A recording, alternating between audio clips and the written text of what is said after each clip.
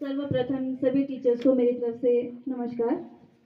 Thank you very much Kajal ma'am, you handle the stage and question very well. सभी बच्चों ने अच्छे से पार्टिसिपेट किया है। मुझे लगता है शायद ये क्विज जो एक्टिविटी है काफ़ी टाइम के बाद हमारे स्कूल में कंडक्ट हुई है। तो सबसे पहले तो जो फर्स्ट, सेकंड, थर्ड और रनर अप जो भी रहे हैं हमारे हाउसेस, उनके लिए जोरदार तालियां हो जाएं।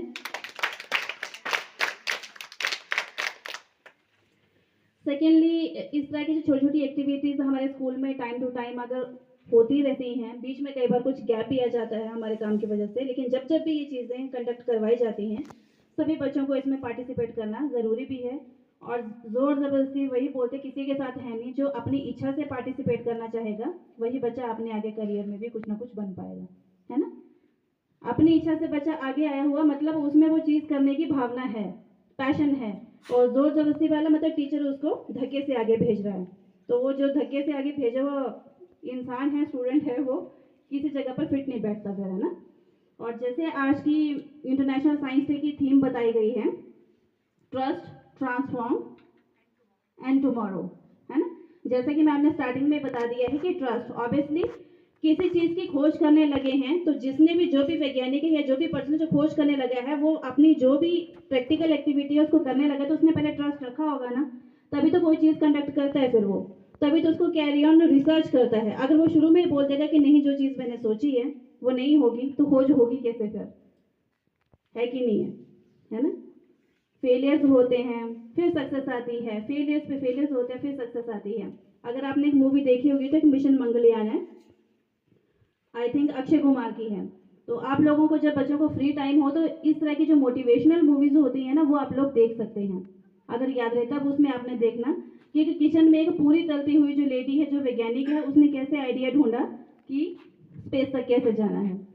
बाकी बच्चे अच्छा कर रहे हैं और आजकल हमारा पेपरों का टाइम भी शुरू होने वाला है। ये जो मंथ है ये आपकी रिवीजन करते हुए कैसे निकल जाएगा पता भी नहीं चलेगा। आई थिंक इस मंथ के 27 से ही आपके पेपर शुरू होने लगे हैं, 8th क्लास के, है ना। 8th क्लास की डेट शीट हमारे पास आ चुकी है। 6th और 7th की भी बड़ी जल्दी आ जाएगी। मेरे ख्याल से 2-3 पेपर का ही आगे पीछे डेट का फर्क रहता है, बाकी 6th और 7th के पेपर भी साथ साथ ही चलते हैं। तो आपको जैसे तैयारी हर एक सब्जेक्ट की हर एक टीचर जैसे करा रहा है वैसे आप करते रहिए। जितना जितना एक एक दो दो क्वेश्चन, छोटा छोटा सा जो भी अमाउंट आपको स्टडी का दिया जा रहा है उसको जैसे टीचर्स बता रहे हैं वैसे करते जाएंगे तो पेपर में नकल करने की जरूरत नहीं पड़ेगी, या आपको अपनी गर्दन यहाँ वहाँ घुमाने की जरूरत नहीं पड़ेगी किसी को भी, है ना।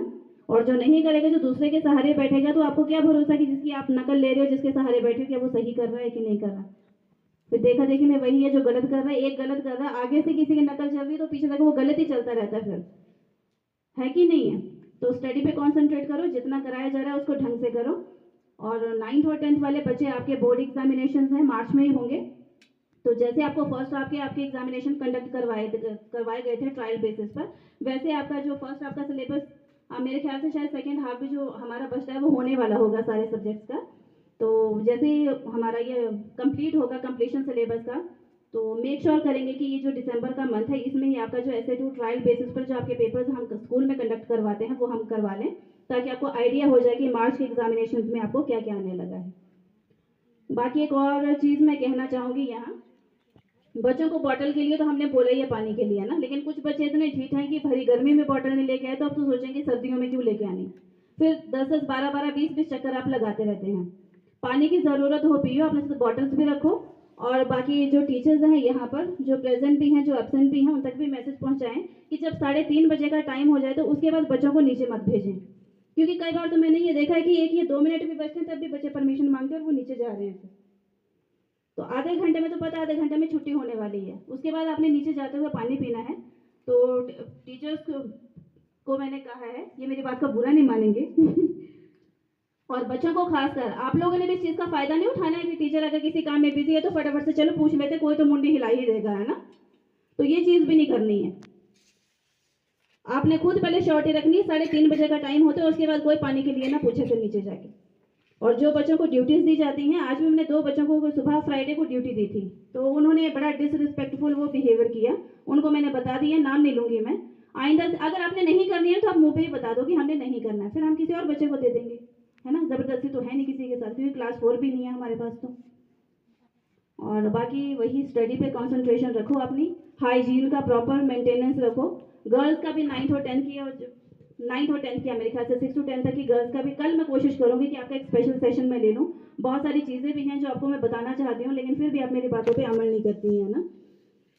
तो बाकी अपना पढ़ाई का ध्यान रखिए।